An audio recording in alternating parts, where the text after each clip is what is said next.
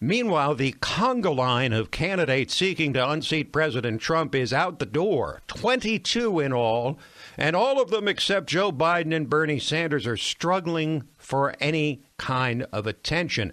Biden has been labeled a so-called moderate compared to the numerous socialists running in the primary. But when he unveiled his campaign, Biden did say a few revealing things about his own progressive policies. It's well past time that the minimum wage nationally be a minimum of $15. It's well past. Health care is a right, not a privilege. We have to give everybody the peace of mind they deserve.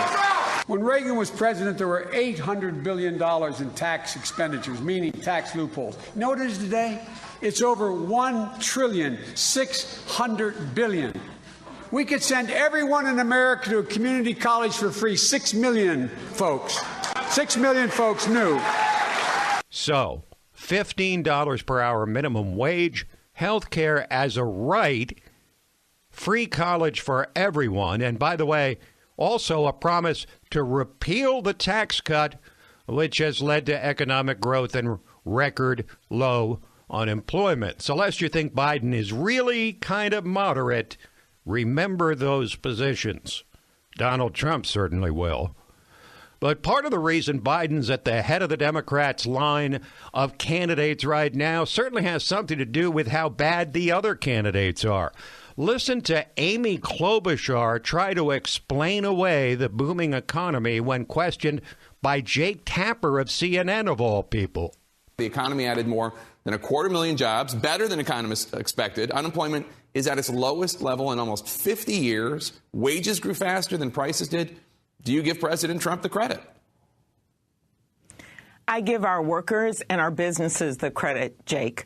When you're out there across the country, you see people working harder and harder every day. And this has meant that our businesses are strong and we're selling American goods. That being said, a lot of people aren't sharing in this prosperity. You know, if Trump walked on water, Amy Klobuchar would likely say it's because the water was so polluted because of climate change that it hardened up, something like that. But there's a candidate in the Democratic field who has actually set herself apart from the pack. Hawaii Congresswoman Tulsi Gabbard, who has centered her campaign on something none of the other candidates are talking about, ending our foreign entanglements. Here's an ad she just put out.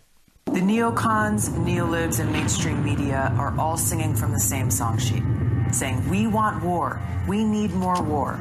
Now, Trump never gets media support unless he's threatening war or carrying out a military action. You see these beautiful pictures at night. I am tempted to quote the great Leonard Cohen, I'm guided by the beauty of our weapons. It's no wonder that North Korea won't give up their nuclear weapons. Now, as Commander-in-Chief, I will end these counterproductive, wasteful regime change wars. Agree with her or not, but at least Tulsi Gabbard is saying something different and not in lockstep with all the other politically correct candidates spouting socialism. Of course, Tulsi Gabbard said she'll take the money she saves on foreign wars and invest it in climate change and the like. Well, such is life in the Democratic Party circa 2019. We close with two remarkable statements by another candidate, a hot ticket for a while on the Democratic side, Mayor Pete Buttigieg, the openly gay candidate who's married to another man and yet is somehow considered something of a moderate in this field. But listen to him characterize Trump's signature slogan and renounce the country. We could find greatness by just stopping the clock and turning it back and making America great again. When that past that he is promising to return us to was never as great as advertised. So America was never that great. Good luck running on that. But wait, that's not all. Mayor Pete also went on MSNBC this week and said he'll gladly joust with Trump, but listen to the issue he focused on. If somebody wants to raise a question of which one of us has a more traditional attitude on marriage, we can have that fight. So again, here's a man married to another man who obviously implies in that soundbite that he's got a more traditional view of marriage than the thrice married Donald Trump. Folks, as they say, you can't make this stuff up. Nobody would believe it.